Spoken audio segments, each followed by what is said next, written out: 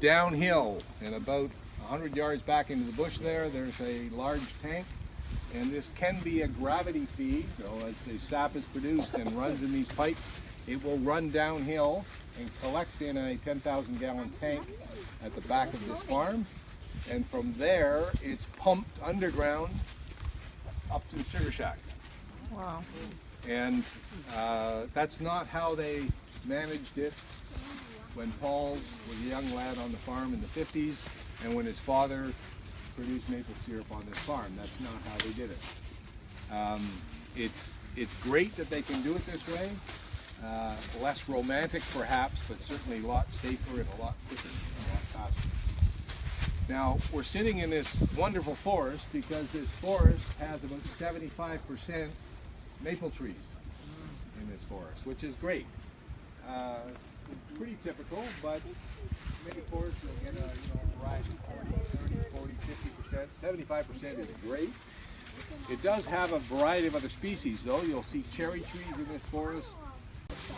I used to tell people that when Paul first collected sap on this farm, this is the kind of bucket he collected it in, and he chastised me severely for that. He said that might have been his great-grandfather, but it certainly wasn't him. But they certainly did, at some point, they would use buckets, wooden buckets like these, The old wood bucket. to collect sap. Of course, usually then it was horse-drawn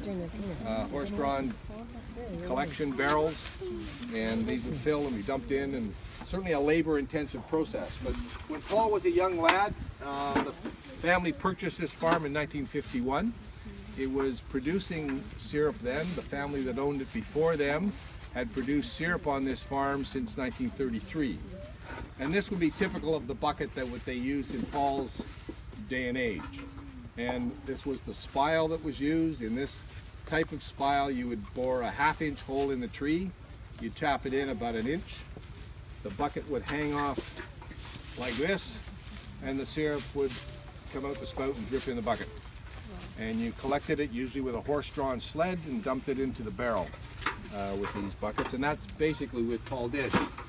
The spiles that Paul has a huge collection. Paul is a collector of antiques. I think you'd be hard-pressed to find someone who collects more stuff than he does. He's got a large farm with lots of barns, and those barns are filled with antiques.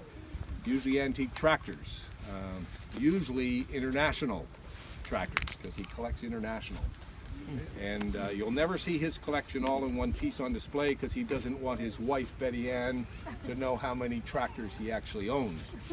But believe me, he's got a lot of them. I've been in barns. When we moved last year, there was an international show in Lindsay, and he moved a lot of international tractors up to that Lindsay show, probably 50 or 60. Wow. And I was in barns that had 50 or 60 in it, and he only took 2. So he's got a lot of international tractors. These are spiles, so they are the conveyance that you bore the hole in the tree and drive the spile. This has a hole down the middle. The spile in the tree, and the sap, or the sap drips off the end into your wooden bucket or your galvanized bucket. Some of these spiles that he has in his collection, and he's got a huge variety of them. Some of them are 200 years old. Wow. Many of them would have been used by natives who tap trees, but a great collection. But spiles have changed a great deal, just like the buckets have changed. So buckets went from wooden to galvanized pails, to galvanized pails like this, to plastic. And now it's moved, the buckets are gone entirely, and it's all done by pipeline. Now, not 100%, because Paul still uses aluminum buckets or galvanized buckets, and this is what the spile looks like. You bore a 5/16 hole in the tree, and you can buy these spiles at any co-op, and you can buy plastic buckets that are similar to this with a nice little plastic lid, and you can tap your own tree, and these buckets will fill up, and every day you can go and empty them and make your own maple syrup. Handy little collection. Today the spiles look like this. So they're plastic, they're replaced every year. A new hole is bored in the tree, 5/16. It's driven in the tree about an inch deep. And it collects and comes out these spigots that are connected to the blue lines. The blue lines in turn connect into green lines, and the green lines connect into black lines. And if you look across the forest there, you'll see as the lines get larger, and that takes them down to the big tank down at the bottom. And from there, that vacuum pump that's collecting the remains of the sap right now, it's taking it into that tank, and that tank is in turn pumping the sap back up to the sugar shack. It goes underground in a line that goes up to the sugar shack across that field. You can damage the tree by making holes in them, do we? Sorry? You don't damage the tree. It doesn't damage the tree. No, there's been a lot of actually studies on that by University of Guelph have written quite extensively on that. Very minimal amount of sap is actually taken in a harvest. They estimate that even a tree that's tapped to its maximum, which not many people do, even to its maximum, you're taking about 0.5% of the sap volume that flows. So it's pretty insignificant. Heals very quickly when you take the tap out. It's usually healed within a couple of days.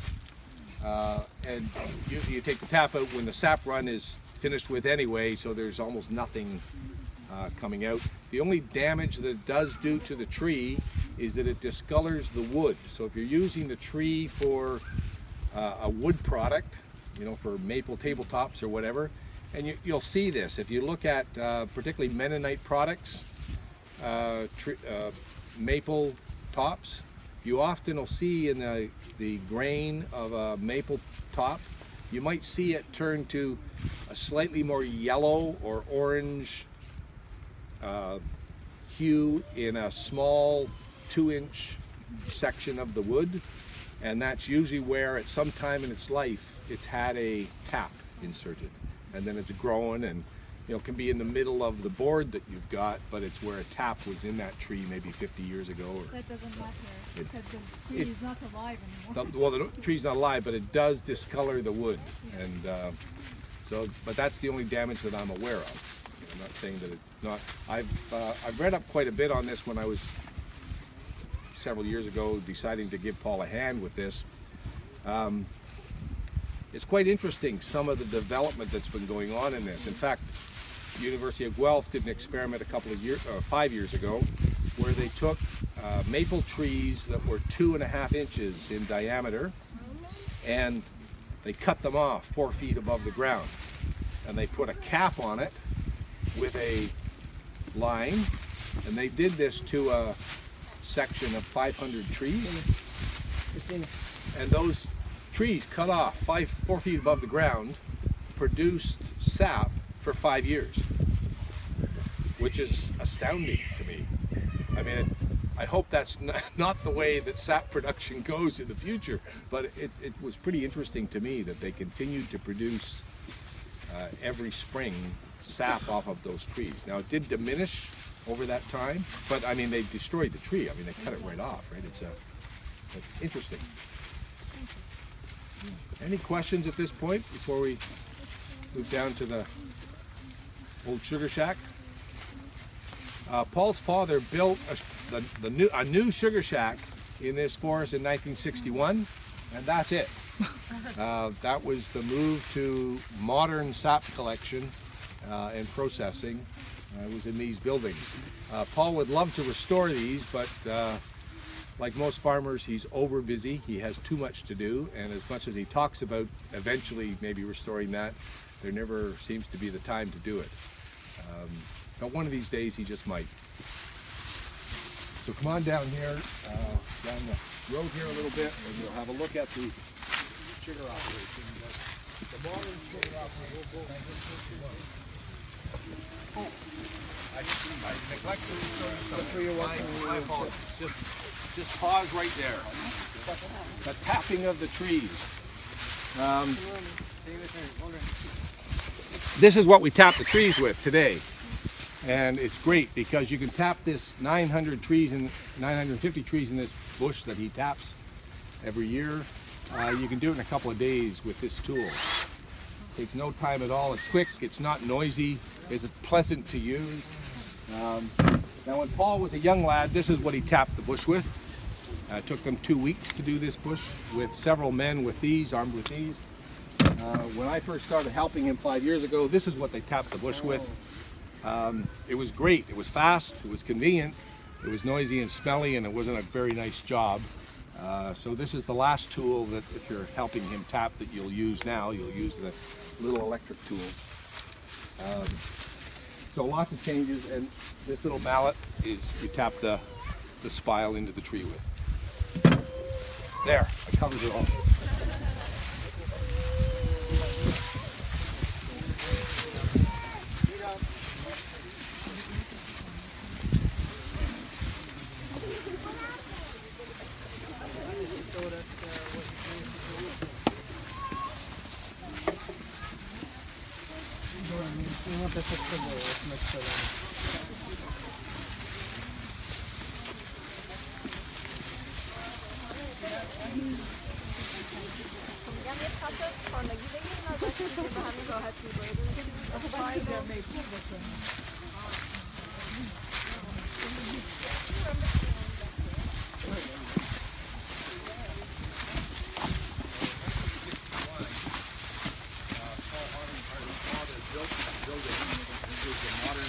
Sugar operation. And at the same time, they purchased this evaporator tray. Now, they did produce syrup in the 50s, right up until 61, on an open fire right in this area with a flat pan. In fact, I think it's right there. The pan is leaning up inside that shack there. It's basically the same as this, except it doesn't have the new modern method of having the evaporator segments separated. And so the way this works is this tray would be, when they first got it, would be on an open fire out in this area here at a slight elevation, so it'd be a little lower on one end than the other. And the reason for that is you'd pour the sap in this end and it would fill up with sap. As it boiled down, sap turning into syrup is heavier. Syrup is heavier than sap, and so the heavy syrup would flow to the low end of the trough. And it would flow through these holes that are in these separation segments. It would make its way. By the time it got to the last segment of the tray, it would generally be at the consistency that you'd want for syrup. The way you tested that is with this amazing little tool here. And so Paul's father, this was his testing tool. And the way it worked is you'd take a dip of the syrup in the last trough, and then you'd pour it out slowly.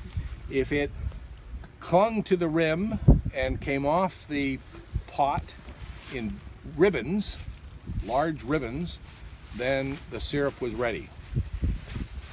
If it wasn't ready, it would come off in a thin band, like you were pouring water from a kettle. It would come off in a thin band, and that meant that it wasn't ready yet. So you just test it every once in a while, and then when it was ready, then you'd dip it off into another container, and usually you'd finish it off on the kitchen stove, possibly. But this was a great new modern convenience. Paul, and he'll probably end up telling you stories when you see him. He used to get in trouble with his father all the time because they loved the maple products. And often his father would be working through the night, boiling sap down, and the boys, whenever they got a chance, or the kids, whenever they got a chance, it'd be up sneaking samples of the syrup and playing around the syrup. But of course, these things were over an open fire. It was 212 degrees Fahrenheit, boiling away, and very dangerous. But anyway, he obviously got a love for it, and this, what I'll call a hobby of his, because it truly is more of a hobby than it is a business. It's a labor of love. I think he'll always make maple syrup on this farm as long as he's around. And lots of years it's really not very economical, but it is part of the family structure, and they love it. So, does anyone have any questions?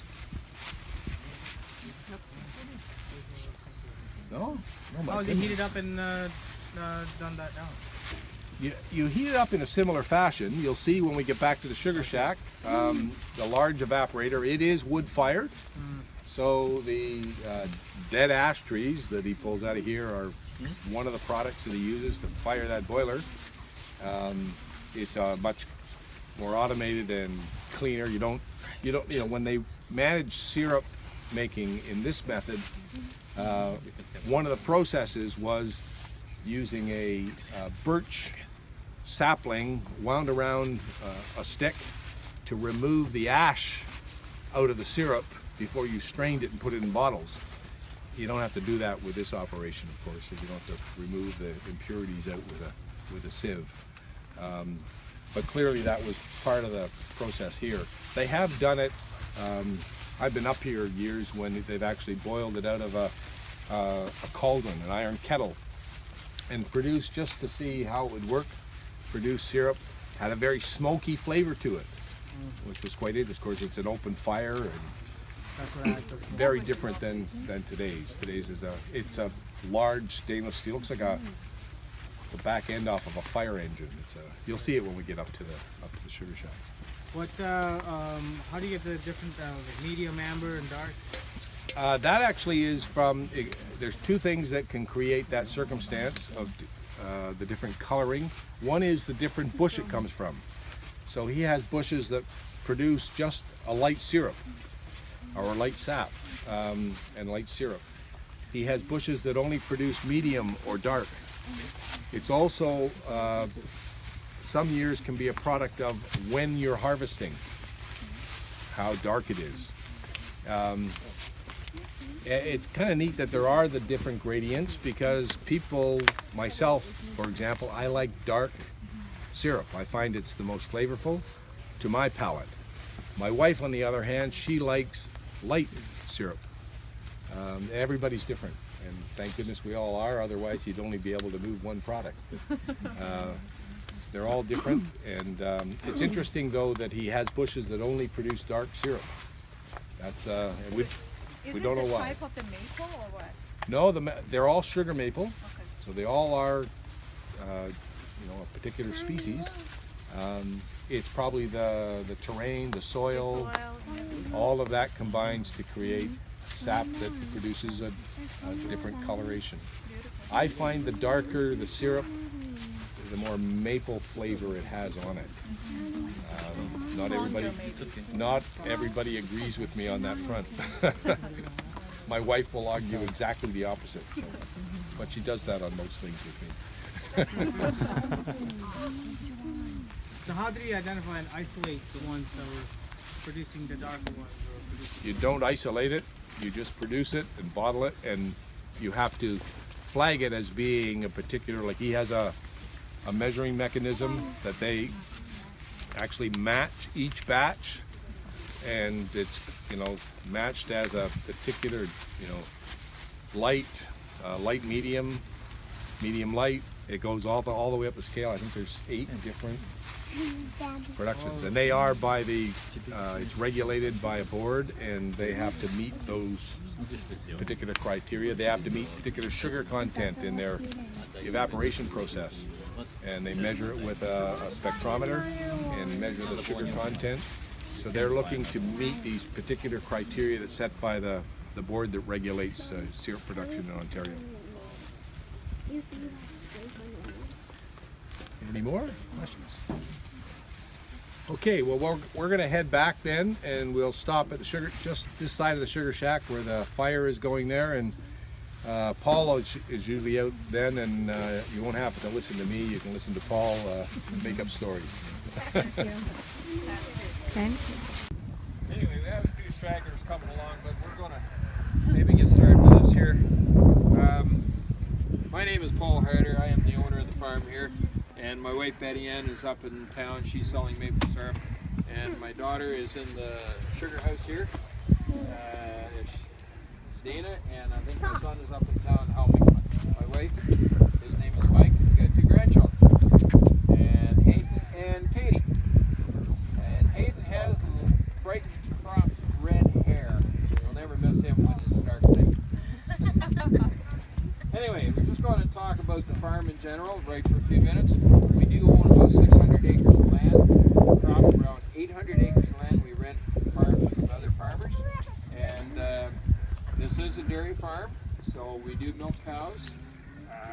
80 cows twice daily. And as a matter of fact, the milk truck just left here today on a Sunday, about an hour ago. And we produced about 4,000 liters of milk every other day. And the milk today is going back to the garage and will be delivered to Luttrell in Toronto at 4 o'clock tomorrow morning. And then that truck will dump in there, dump the milk, and then into the dairy, and then he'll wash, and then he'll come back out and pick up another load at other farms. And so when our milk goes to Luttrell, it'll be made, processed into bottled milk, possibly tomorrow morning or tomorrow afternoon, and then it'll be on the grocery store shelves, and then it'll be on your kitchen table probably by maybe Tuesday or possibly Wednesday and consumed. And that's the turnaround from the time the milk leaves the cow to the time it goes to the kitchen table. How many cows? We milk about 80 cows here. I got to stand someplace else. That smoke is getting in my eyes. I don't know where am I going to stand, Gord. It doesn't matter where I stand. It's smoky. And they wrote a song about that, didn't they, Gord? I think they did. Yeah. But anyway. Like I said, we have a large number of acreage here.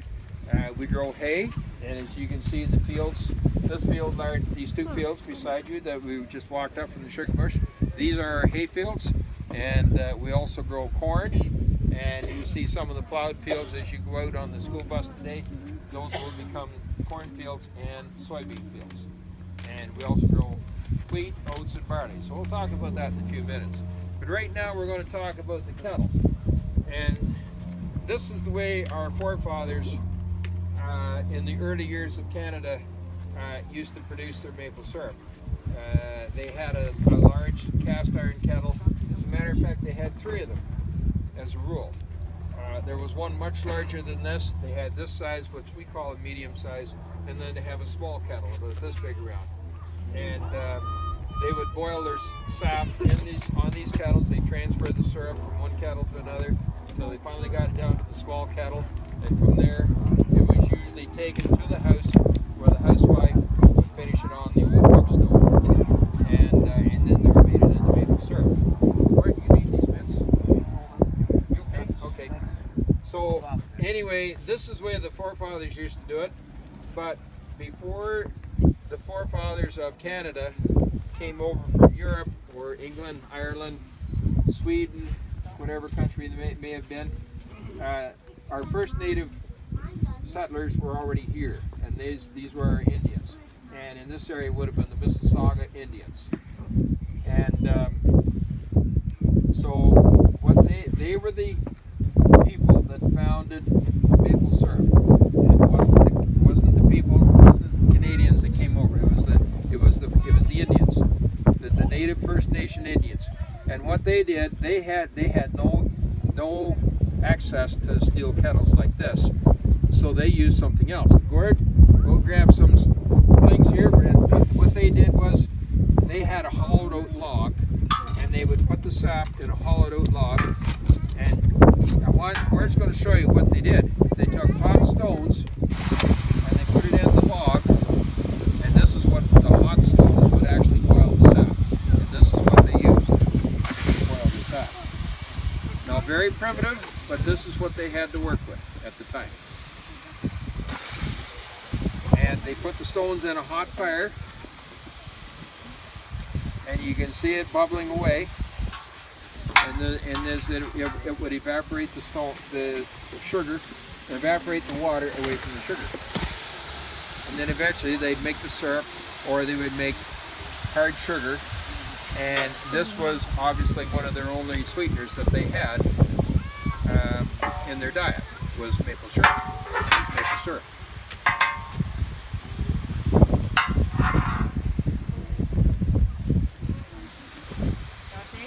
And these rocks would boil. These rocks are don't touch them, they're very hot. And you can see it bubbling away around the rocks. And then they would take those rocks out, put new rocks in, and then they keep on exchanging the hot rocks. And that's how they made their syrup.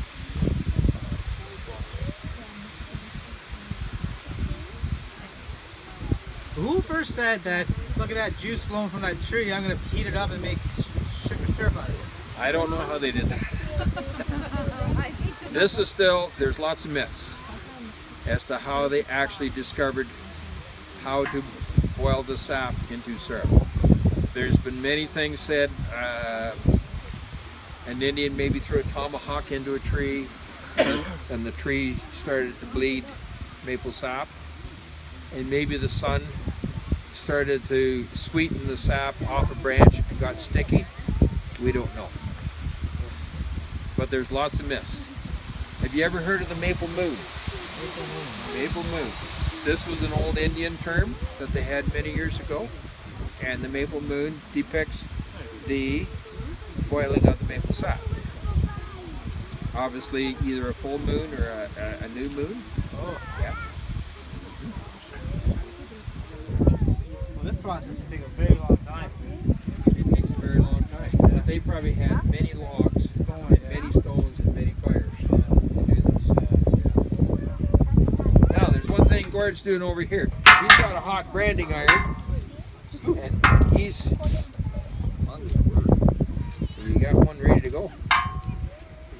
But he's been branding these little cedar blocks with the maple leaf on them. And anybody that wishes to have one, you're more than welcome to. You can take one home if you like.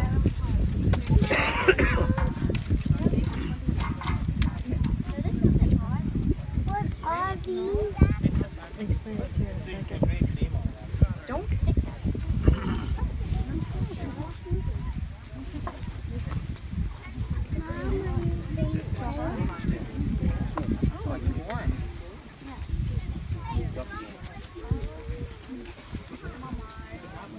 Yeah, you can engrave your name on it. This is one of the things Gord's been busy at. Branding logs. Wait a minute, I'll put the brand on them for you. This is water or maple syrup? This is actually just water in here, but it is depicting maple syrup.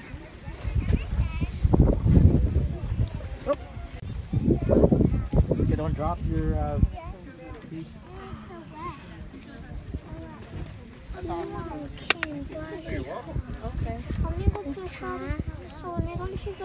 Makes the mark for the 150th year of Canada. That's true, yeah, hey, that's So true. true.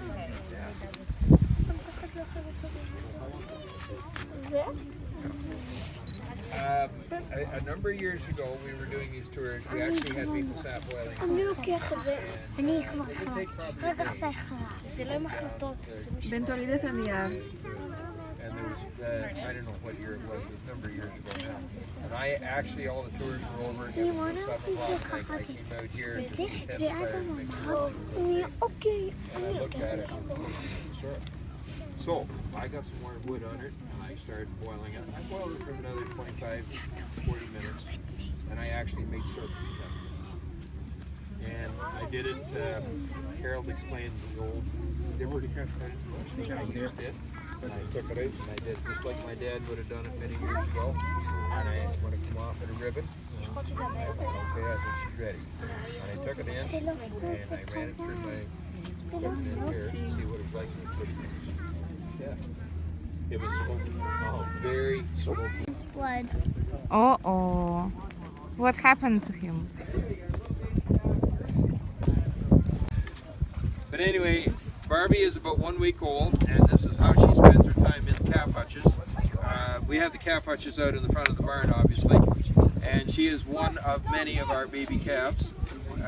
And in 2 years' time, if you come back here in 2019 in the summer, she will be a cow, and she will have a calf of her own. Yeah, and so that's and then she will be producing milk at that time.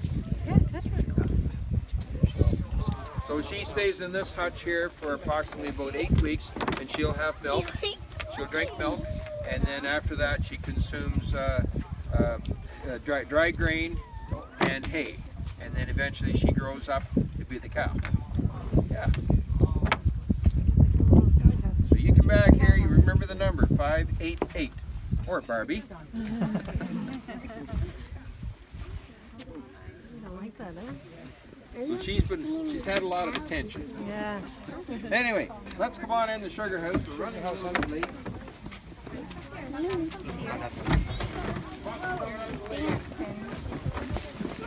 Tito. Now you'll have to, if you don't mind walking through these fellows here. My wife. How are you? Joanna. Yeah, how are you, Joanna? These fellows here, they're contemplating on who they're going to vote for next. Yeah. And if they haven't got it all figured out, they're going to tell us anyway. So come on in, if you don't mind walking through them. Thank you. And I'm going to show you the Maybe we'll firebox see you guys again someday. in here. We don't have much fire left. This is obviously a demonstration only. We are running less than 5% capacity for fire, and being this being the last tour, we're letting fire go. So if you look back in there, you can see the depth of the firebox. We fill that right full of wood, and that's what boils the sap. This is how they make the syrup. So anyway, come on around this way.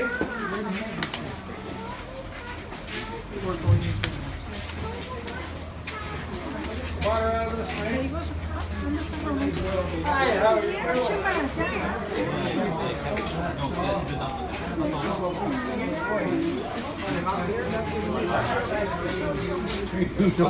He knows everybody. Come on through, just a little further.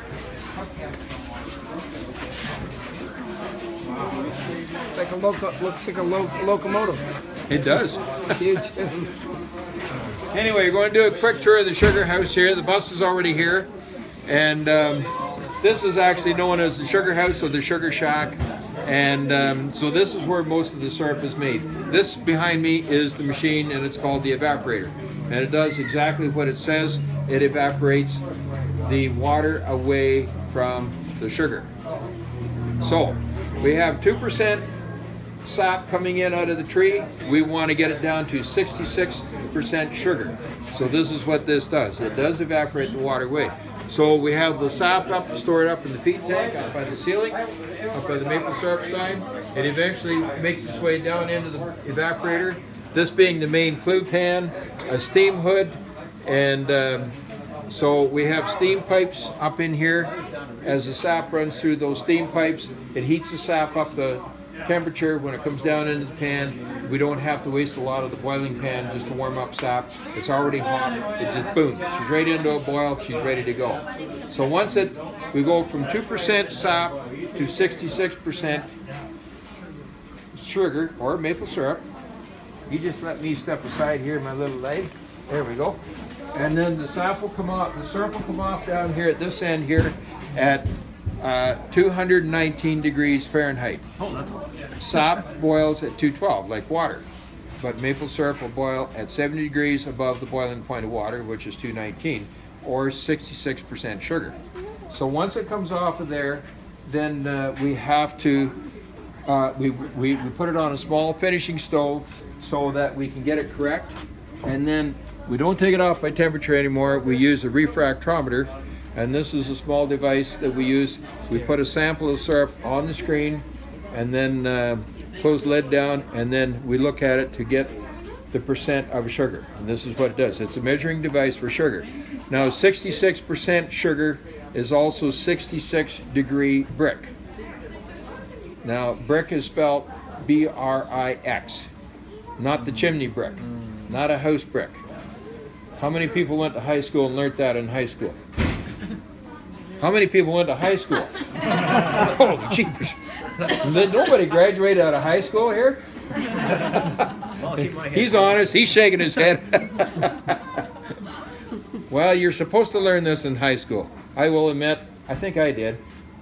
But I think I dozed off for the next class.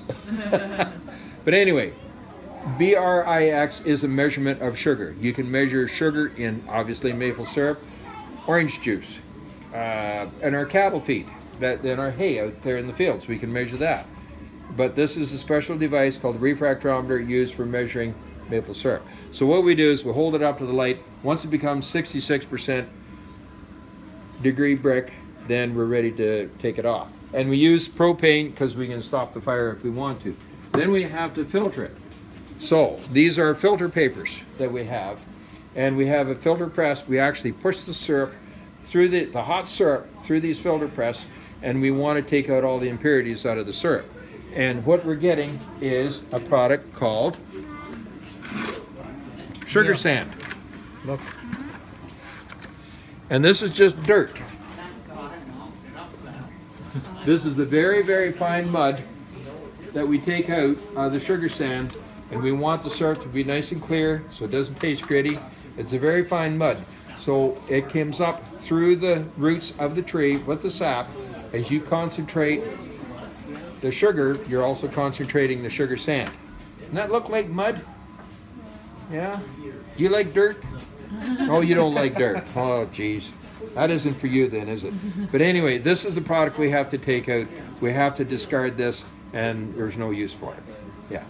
So, once we filter the product, now it's ready for sale. First of all, we have to grade it. So we have a grading liquid set. This is a very simple set. If you can see the different colors. And what we do is take a sample of syrup, we put it in the grading set to see where it fits. This one obviously being extra light syrup. We cannot make extra light syrup on this farm because of the subsoil base under the trees. We just can't do it. We've come close, but we can't do it. So we make light syrup, which is this one here. Okay? And we save all the light syrup to make maple candy and maple butter. And then we come down a little darker in color. This is medium. And down here at the end we have amber. Below the amber is dark. So the darker the syrup, the more mapley the flavor. The lighter the syrup, the more mild the flavor. All the syrup is the same percent of sugar. It's all 66%. So don't think that light syrup is actually thin syrup and the dark syrup is thicker syrup. That's not true. It's all the same percent of sugar. So once we do that, we grade it, and then we have to bottle it. This is a typical bottle right here that we have. And so by law, we have to have on the container, it has to say pure and maple syrup. And then if it doesn't say pure maple syrup, those three words, let's say it says maple syrup, it could be maple flavored something else syrup. Read the label. Find out what else is in there. If you think the price is too good to be true, it could be maple flavored something else. No, I'm not kidding you. It does happen. It does happen. But in our case, we have to have pure maple syrup. We're proud to live in Ontario. We're Ontarians, aren't we? So we have Ontario on our label. And then we also have to have the amount, the contents, which is 1 liter. We also have to have the grade. We were talking about the grade, so it's on the cap here, and that's medium. And this was made 2 or 3 days, or it was made probably about a week ago. We also have to have the producer's name up here. So that's us, Harlaine Maple. We have to have her name, Paul and Betty Ann Harder, and we have to have her address on there.